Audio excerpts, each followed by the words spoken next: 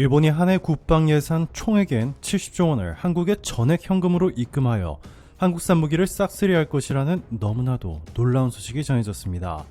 지금까지 미국산 무기에 전적으로 의존하던 일본이 한국을 선택한 것은 믿기지 않는 일인데요.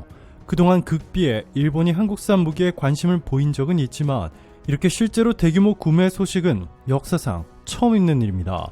도대체 일본이 왜 갑자기 최우방국인 미국을 등지고 한국을 선택했는지, 한국산 무기를 이렇게 갑자기 많이 사서 무엇을 하려 하고 있는지 지금부터 이 놀라운 내용 최고 수익률에서 여러분들에게 전해드리겠습니다.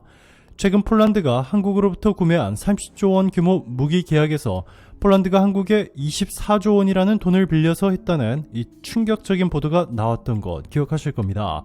이 때문에 수많은 외신들은 한국이 폴란드에 천문학적인 규모의 무기를 팔 수 있었던 것은 이렇게 한국에 매우 불리한 조건을 달았기 때문이라고 대대적으로 보도했는데요. 대반전이 일어났습니다. 폴란드 정부가 군사 장비 구매를 위해 한국으로부터 추가 대출을 받았다는 언론 보도를 부인했습니다. 한국이 지난해 폴란드에 무기를 수출하면서 12조 원 규모의 대출과 보증을 해줬는데 2차 수출 협상 과정에서 폴란드가 이보다 많은 24조 원 대출 금융 지원을 요구한 것으로 알려지자 이를 반박했습니다. 르제츠코프스카 장관은 폴란드가 군사장비 구매를 위해 한국에서 750억 zloty, 약 24조 원을 대출받았다는 폴란드 언론 보도를 언급하며 폴란드가 한국에 추가 대출을 받은 적이 없다고 말했습니다. 이는 마리우시 부와슈차크 부총리 겸 국방장관이 이달 초 3일간 방한한 이후 언론의 혼선이 빚어진 탓이라고 지적했습니다. 폴란드가 한국에서 군사장비 구매를 위해 대출을 받아야 한다는 청중의 질문에도 추가 대출은 없다고 선을 그었습니다.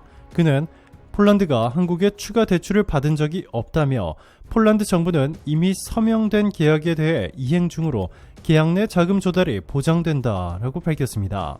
그러면서 폴란드로의 군사장비 인도는 이미 진행되고 있다고 전했습니다.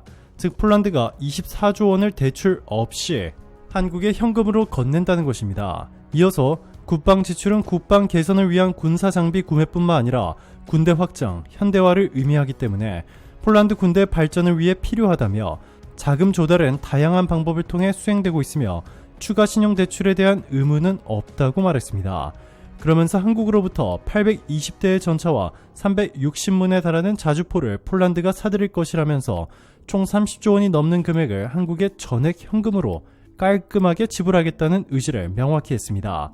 폴란드가 한국에 24조 원 대출을 조건으로 걸었다는 소식은 가짜뉴스였고 오히려 폴란드는 폴란드 정부가 추진하는 10조 원 규모의 신공항 건설 프로젝트를 통째로 한국에 맡기겠다는 파격 발표까지 했습니다. 한국 기업 수주는 물론 인천국제공항공사가 8천억 원 가까운 지분 투자를 추진하고 있어 전 세계로부터 부러움을 사고 있습니다. 마르침 호라와 폴란드 신공항 정권 대표는 2022년부터 2060년도 복합 운송 허브 기본계획 승인 신청서를 폴란드 인프라부에 제출하기 전 투자를 둘러싼 13개 자치단체의 당국과 협의를 거쳤다라며 관련 내용을 ULC의 승인과 국방부 및 기금 및 지역 정책의 장관과 합의했다고 밝혔습니다. 폴란드 신공항 사업은 기존 관문인 바르샤바 쇼팽 공항을 대체하는 중동부 유럽 최대 규모의 공항을 건설하는 것을 목표로 할 만큼 규모가 엄청납니다. 사업 규모는 약 10조 원에 달합니다. 폴란드 정부는 한국의 인천공항공사에 무려 12.5%의 지분을 주겠다며 파격적인 제안을 한 것으로 전해졌는데요. 이 단순히 돈만 대주고 수익만 챙기는 재무적 투자자가 아닌 이 폴란드 공항의 경영까지 관여할 수 있는 전략적 투자자 제의를 받은 것으로 알려져 이 전 세계가 발칵 뒤집혔습니다. 유럽 국가에서 이렇게 공항 운영권을 한국에 준 사례는 역사상 처음 있는 일입니다. 공항뿐만 아니라 초대규모 폴란드 철도망 공사도 한국 기업에 안겨주었습니다. 이 공사는 폴란드 정부가 추진하는 신공항 개발 프로젝트의 일환으로 오는 2034년까지 약 670km 길이 고속철도 노선을 포함하는 전체 연장 1789km 철도망을 구축하는 초대규모 프로젝트인데요. 한국이 짓는 폴란드 신공항을 중심으로 폴란드 전역 10개의 방향, 12개의 노선의 철도를 한국이 짓는 이 기적같은 일이 만들어진 것입니다. 이 폴란드뿐만이 아닙니다. 폴란드 대박에 이어 구소비에트 연방의 일원이던 체코까지 한국산 전차 대규모 구매를 발표했습니다. 12일 대한무역투자진흥공사 방산물자교육지원센터가 분석한 체코군 신형 전차 구매 추진 동향에 따르면 체코 국방부는 전력 보강을 위해 2027년부터 2030년 신형 전차 50에서 70여 대를 구매하는 방안을 추진 중인데요. 특히 독일 크라우스 마파이의 신형 레오파르트 EA7 플러스나 EA8, 한국 현대로템의 K2 흑표, 미국 크라이슬러 디펜스의 에이브럼스 전차 등을 후보 모델로 검토 중. 한국산 전차가 독일산이나 미국산보다 성능은 훨씬 뛰어난데 가격은 훨씬 저렴하다 보니 한국산을 선택하지 않을 수 없다고 현지 전문가들은 말하고 있습니다.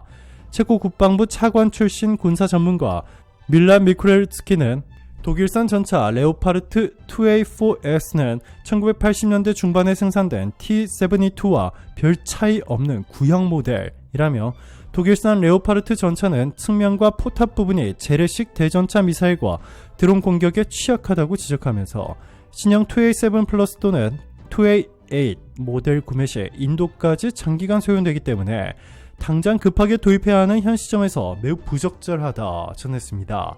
반면 빨리빨리의 나라 한국은 무기까지 총알 배송한다며 실제 최근 폴란드에 한국이 총알 같은 속도로 전차를 배송한 것은 너무나 놀라웠다고 전했습니다. 루마니아도 한국산 무기를 조 단위로 구매하기 시작했습니다. 루마니아 국방부는 총 2단계에 걸쳐 2조 5천억 원어치 자주포를 구매하는 방안을 국회가 승인했다며 1단계로 자주포 54문을 구매하겠다고 밝혔습니다. 루마니아도 독일과 미국, 한국 전차들을 비교해본 결과 한국산이 최강이라며 이제는 한국산이 미국산마저 뛰어넘었다고 극찬했습니다. 세계 자주포 수출 시장에서 한국은 이미 50% 넘는 점유율을 차지하며 예정된 계약 물량까지 고려하면 점유율이 70%에 달한다는 관측도 제기되고 있습니다. 자, 그런데 아직 놀라기에는 이릅니다. 폴란드와 체코, 루마니아의 파격 제한은 아무것도 아니었습니다.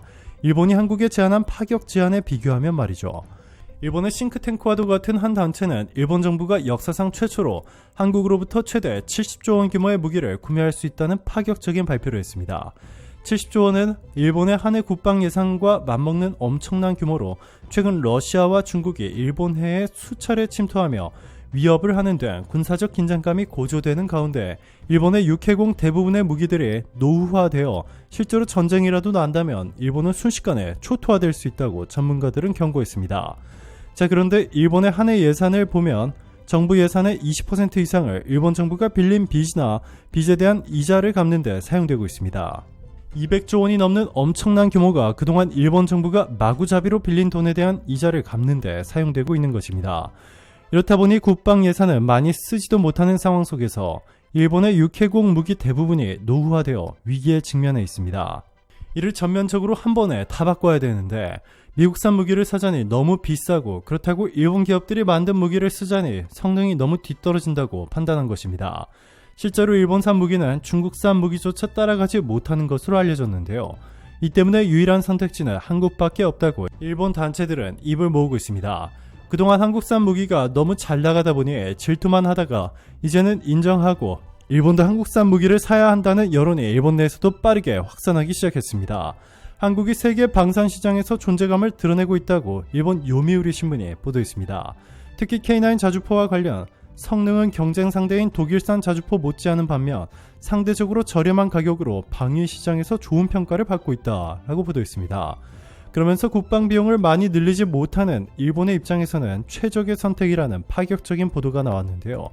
일본 최대 부수의 신문으로 주로 보수적인 논조를 견지한 요미우리 신문이 한국의 특정 산업군을 가감없이 고평가하는 건 흔치 않은 일, 매우 이례적인 일입니다. 일각에서는 일본은 이미 한국산 무기를 대규모로 구매하기 위한 준비 작업에 착수했다고 주장했습니다. 최근 일본은 방위 장비 규격을 대대적으로 바꾸며 의미심장한 움직임을 보이고 있는데요. 전투기 등 방위 장비는 레이더, 센서 기술이 고도화되면서 부품 교체나 유지 보수 비용이 급격히 증가하고 있습니다.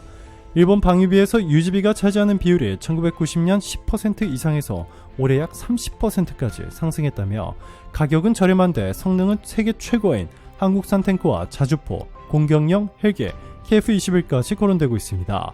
오늘도 감사합니다. 최고로 멋진 하루 보내시길 바랄게요.